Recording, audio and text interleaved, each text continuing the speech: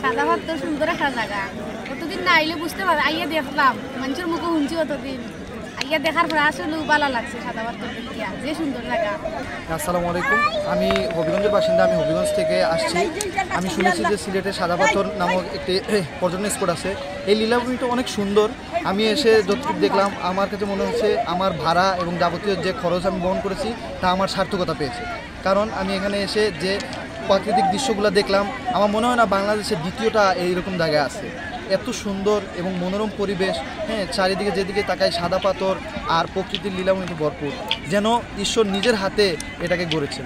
আমরা কোম্পানি থেকে আইছি, আমরা বন্ধু বান্ধব নিয়ে চা বাগান ঘুরবার লাগে। তারপর আমরা আজকে সারাদিন পার্কও ঘুরবো, খেলবো, অনেক মজা হয়েছে। আমরা এখন আরও কখন পার্কে ঘুরে আমরা কোম্পানিগঞ্জ থেকে আইছি, বন্ধু বান্ধব নিয়ে আইছি, চা বাগানও আইছি, আমরা ঘুরার লাগে, আমরা খুব ভালো লাগছে। এখন যাইমু পার্কও। সিলেট সাফরান থানার সামনে থেকে এখানে আমাদের বন্ধু বান্ধব যারা আছে সবাই নিয়ে, গ্রুপের সবাই নিয়ে এই জায়গায় আসলাম। আইসা পরিবেশ অনেক সুন্দর, ভালোই লাগলো ঘুরে। আবার ওইদিকে পাহাড়টার আছে, যদিও অনেক সুন্দর লাগে এই পরিবেশ ঘুরে দেখতে।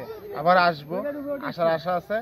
আর এই জায়গায় যে লোক সঙ্গে যারা আছে সবাই নীরবে খুব শান্তিশিষ্টভাবে মানে ঘোরাফেরা করতেছে, কোনো বিশৃঙ্খলা হয় না। এখানে পরিবেশটা খুবই শান্ত আছে। আমি মনে করি সবাই পরিবার অথবা পরিবার নিয়ে সবাই আসা দরকার, এই জায়গাটা দেখা দরকার। কারণ এখানের যে ওয়েদারগুলো আছে এগুলো অনেক সুন্দর। আসছি বেড়াইতে, আনন্দ করতে করার লাগি।